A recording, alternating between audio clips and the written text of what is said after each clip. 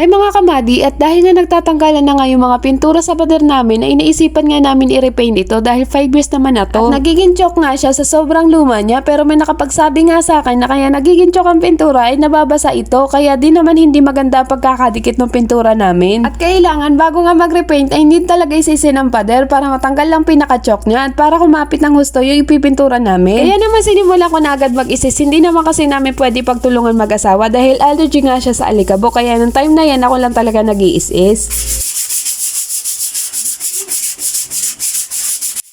Ang hirap din talaga tanggalin ng lumang pintura na naging choke na dahil kakala talaga yung pinaka-alikabok or yung pinaka-choke niya. At ayan ay nabutan na nga ako ng gabi dyan dahil hindi nga ganun kadali magtanggal nito. Kahit nga nakaligo na ako ay kapit ba din talaga sa katawan at damit ko. Mahirap kasi maging maarte, dapat go lang tayo para sa ikaayos ng bahay. At pagkatapos ko nga mag-isis ay buti na lang talaga meron ako Joyboss mop dahil bala ko nga talaga punasan ng pader para kahit papano naman ay mabawasan ng gabok. At ang ganda nito dahil hindi nga ako pabalik-balik para hugasan ng mop dahil self-wash na nga to. At umihiwalay ang 30 water sa clean water. Buong bahay na nga pala ang na-mop ko dyan para pag nagpintura ay malinis na. At yung mga palamuti nga namin na antik na 20 years na mahigit pero hindi pa din namin tinatapon dahil nangihinaya nga kami. Hindi ko nga alam kung anong pwede namin gawin doon para naman hindi masayang kasi okay na okay pa naman siya. Aminin nyo mga kamadi, yung mga ganyan design na nauuso dati nakukuha din yan sa mga hulugan na nilalako kada bahay. Pero yan sa amin ay bigay po dati namin kapitbahay. Nung natapos na nga ako maglinis ay naghanap na nga agad ako na malapit sa amin na pinakamurang pintura dahil ang laki na talaga ng tinaas ngayon. Kaya naman nag-canvas muna ako saglit at saka nabibili kung saan na mura. At nung nakahanap na nga ako ng mura ay sinabi ko na nga sa asawa ko at hindi ko naman kayang buhatin at napakabigat nun. At bago nga kami mag-umpisa magpintura ay nag-vacuum nga muna kami ng mga alikabok sa sulok para siguradong walang kakapit na alikabok sa pintura. At kayang-kaya yan ang dirma natin na vacuum dahil ang lakas talaga ng sanction niya kaya kahit pati sulok ay tanggal ang alikabok. Ang gamit ko nga dyan ay yung flat nozzle niya which is effective talaga. Tapos pagkatapos ko nga mag-vacuum ay nagpintura na nga agad kami. Pinagtulungan na nga namin mag-asawa para matapos na agad. Nakakatuwa lang talaga dahil walang kaamoy-amoy yung nabili namin pintura. Nirecommend nga to ng kumare ko para kahit may bata ay ayos lang dahil hindi siya mabaho. Buti na lang talaga walang amoy kundi mahihirapan kami gawa ng anak namin pag nagkataon. At nung napinturahan na nga namin sa pader na yan ay nagandahan na nga agad ako dahil ang linis at ang liwanag na tingnan. Tinuloy na nga yan ang asawa ko sa ibang pader dahil nga ako ay magluluto na ng pagkain namin. Sakto naman pagkatapos ko magluto ay natapos na nga yung asawa ko sa pagpipintura dito sa kabilang side. Tama budget meal lang lahat at gumawa talaga ako ng kimbap dahil mahilig talaga kami sa mga ganitong pagkain. Excited na nga ako ayusin yung isang side ng bahay namin kaya pagkatapos ko nga kumain ay nilagay ko nga agad yung nabili kong carpet. Buti na lang talaga ito yung napili ko. Inlove na talaga ako sa kanya at ang lambot pa niya. Sakto din naman may nagpadala sa amin ng side table. Ang dali lang niya ikabit dahil yung silver na yan ay i-screw mo lang. Di ko na napakita dahil naikabit na pala ng asawa ko. Tapos yung pinaka-stand niya ipapasok mo lang sa kada butas na yan.